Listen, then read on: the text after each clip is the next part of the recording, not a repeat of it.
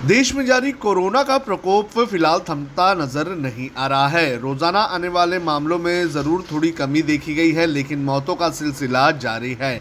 मंगलवार को एक बार रिकॉर्ड 4,205 मरीजों की मौत हुई है। केंद्रीय स्वास्थ्य मंत्रालय के द्वारा जारी आंकड़ों के अनुसार पिछले 24 घंटों में 3,48,421 नए मामले पाए गए हैं। इसी के साथ देश में कुल संक्रमितों की संख्या अब 2,33,40,938 हो गई है। राहत इस बात से महसूस की जा सकती है कि अब तक ठीक होने वाले मरीजों की संख्या में भी तेजी से बढ़ोतरी देखने मिल रही है। मंगलवार को दर्ज किए गए आंकड़ों के अनुसार पिछले 24 घंटे में 3,55,000 मरीज ठीक भी हुए हैं।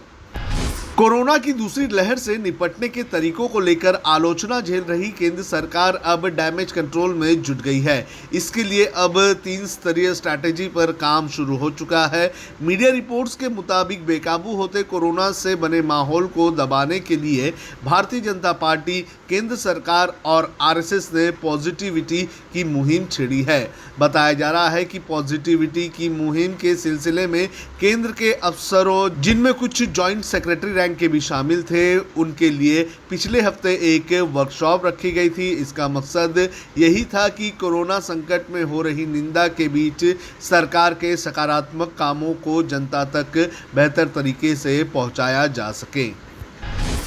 इजराइल और फिलिस्तीन के बीच अब किसी बड़ी जंग जैसे हालात पैदा हो गए हैं। मंगलवार को फिलिस्तीन के हमास संगठन की तरफ से इजराइल की राजधानी तेल अवीव, एश्केलोन और होलन शहर को निशाना बनाया गया। देर रात तक इन हमलों में 3 आम लोगों के मारे जाने की खबर थी। जवाब में इजरायली एयरफोर्स ने हमास के कब्जे वाली गाजा पट्टी पर हमला बोला। यहां 13 मंजिला बिल्डिंग को निशाना बनाया गया। इजराइल के मुताबिक इस बिल्डिंग में हमास की पॉलिटिकल विंग का ऑफिस था। ये बिल्डिंग अब मलबे में ढेर हो चुका है। प्रधानमंत्री बेंजामिन नेतन्याहू और डिफेंस मिनिस्टर बेनी गेंट्स ने साफ कर दिया है कि हमास को इन हमलों की बहुत बड़ी कीमत चुकानी पड़ेगी। नेतन्याहू ने कहा कि सिर्फ एक बात समझ लीजिए कि आतंकवादियों को इन हमलों की बहुत बड़ी कीमत चुकानी होगी। रविवार से जारी इस संघर्ष में अब तक 38 से ज़्यादा लोगों की जान जा चुकी है। इसके पहले 2014 में इजराइल और हमास के बीच हिंसक संघर्ष हुआ था। कांग्रेस वर्किंग कमेटी की मीटिंग के एक दिन बाद पार्टी ने विधानसभा चुनाव में हार को लेकर एक कमेटी का गठन किया है। महाराष्ट्र के पूर्व मुख्यमंत्री अशोक चव्हाण के नेतृत्व में बनी 5 सदस्यीय समिति हार के कारणों पर मंथन करेगी। इस समिति में चव्हाण के अलावा सलमान खुर्शीद, मनीष तिवारी, विंसेंट एच पाला और ज्योति मनी शामिल हैं। कांग्रेस सूत्रों के मुताबिक ये समिति पश्चिम बंगाल, असम, केरल, तमिलनाडु और पुडुचेरी का दौरा करेगी। कमेटी इन राज्यों के पार्टी कार्यकर्ताओं, उम्मीदवारों से लेकर राज्य के शीर्ष नेतृत्व से बातचीत कर रिपोर्ट तैयार करेगी और कांग्रेस अध्यक्ष को सौंपेगी। कोविड-19 से रिकवर हो चुके मरीजों में दुर्लभ लेकिन गंभीर ब्लैक फंगस के मामले देखने के बाद एक और चिंता बढ़ गई है।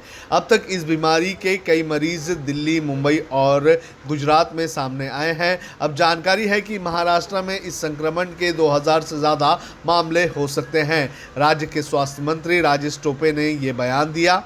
महाराष्ट्र सरकार ने म्यूकोरमाइकोसिस के मामलों का उपचार करने के लिए मेडिकल कॉलेज से जुड़े अस्पतालों का उपयोग करने का फैसला किया है, जो कि कोविड-19 मरीजों को प्रभावित कर रहा है। हालांकि इसके कम ही मामले सामने आए हैं। राज्य के स्वास्थ्य मंत्री राजेश टोपे ने मंगलवार को ये जानकारी दी।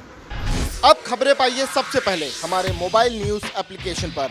एंड्रॉइड या iOS प्लेटफॉर्म पर जाइए, HW न्यूज़ नेटवर्क को सर्च कीजिए, डाउनलोड कीजिए और अपनी सुविधानुसार भाषा का चयन कीजिए।